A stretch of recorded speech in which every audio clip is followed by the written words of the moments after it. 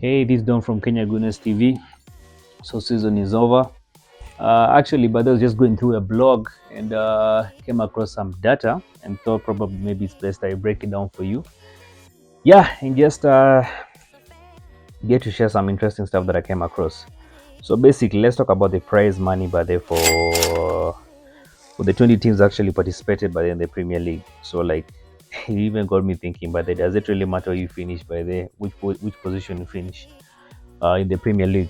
So, well, let's start at the bottom. By there we go up. So you have Southampton, which was Southampton, which is relegated. They actually banked 128 million pounds. We have Leeds, banked 130 million pounds, and then basically this is just money by there, as it states by there. It's just money from TV broadcast and whatnot.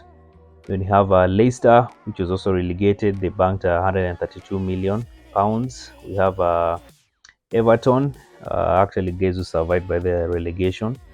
They banked 134 million pounds. We have Nottingham Forest, banked 137 million pounds. We have Bournemouth, promoted to the Premier League last season, banked 139 million pounds.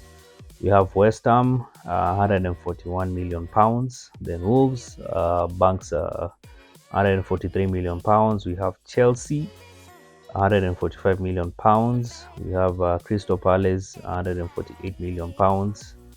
Then you have Fulham at 150 million pounds.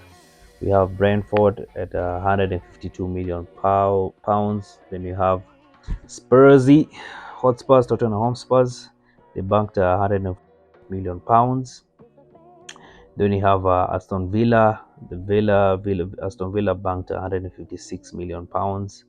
Then you have Brighton at Brighton banked 159 million pounds. Then you have Liverpool. Liverpool banked 161 million pounds. Then we have Newcastle. Now let's talk about the top four teams. We have Newcastle. Newcastle actually banked 163 million pounds. Then you have Manu, Manchester United banked 165 million pounds at number 3. Then you have my club, Arsenal. Arsenal banked 167 million pounds. Then you have the winners of the Premier League, Manchester City.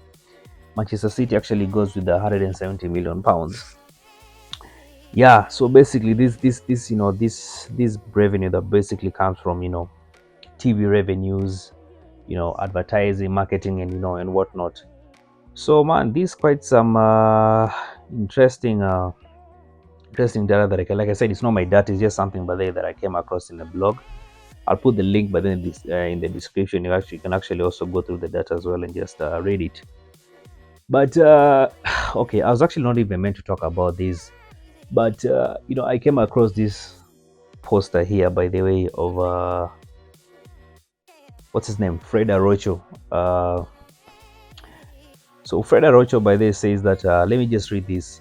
If we cannot manage football in Kenya, let's stay at home. We are jokers. How can a club play for 9 months and get million Kenya shillings as a reward? And I'm like, I honestly, but they agree. As much as yes, also, he's among the guys who campaigned by there for Nick Mwenda by there for for his office. But honestly speaking, man, what is this? What is this? How can a club honestly play by there for 9 months? How can a Kenyan club, by the way, play for 9 months by then and bank 1 million Kenya shillings, but there's a reward? What is this, honestly? This is a big joke. I mean, honestly, and he's right. If we can't manage sports by there in Kenya, we better just do away with it. This is just nonsense. This is nonsense, honestly speaking. Because I mean, what are we doing? I mean, and you expect guys by there actually even support these clubs and get attached, the same way we actually attach to some of these Premier League teams. If we can't manage it, then let's just do away with it. I mean, this is just wrong. Imagine if a club plays for 9 months and then bags 1 million Kenya shillings. That's just a club, by the way. Now, what of the players, by the I'm trying to figure out, by the how much do they even pay the players, by the way? I mean, this is just not right. It's not right, and this thing needs to stop. And If you're a sports guy, you need to use your platform by then call out these guys, because this is just mediocrity but on another level.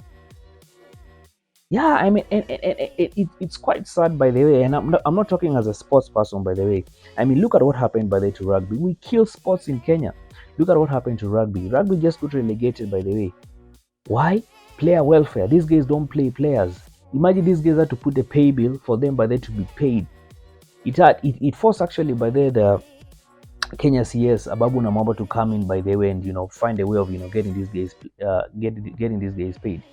It saddens me, by the way, as a sportsman, as an ex-sportsman, by the way, because like the rugby team, these are guys.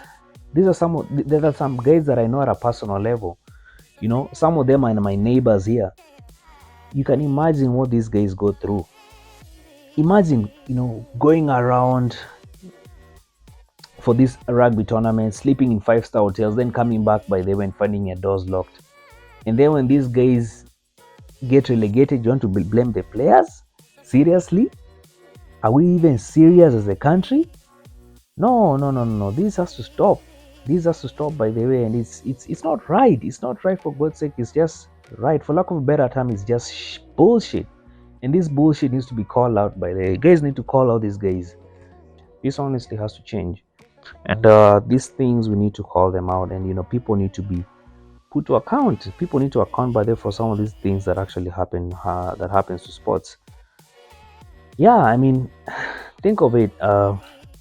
There's so much talent in this country, and naturally, by the way, physically, we're actually blessed, by the way, we are blessed. And there's so much talent that actually comes out of school, high school. By the way, if you've ever actually even watched these high school games, high school football games, high school rugby tournaments, the amount of talent, actually that actually just needs to be tapped into and managed well.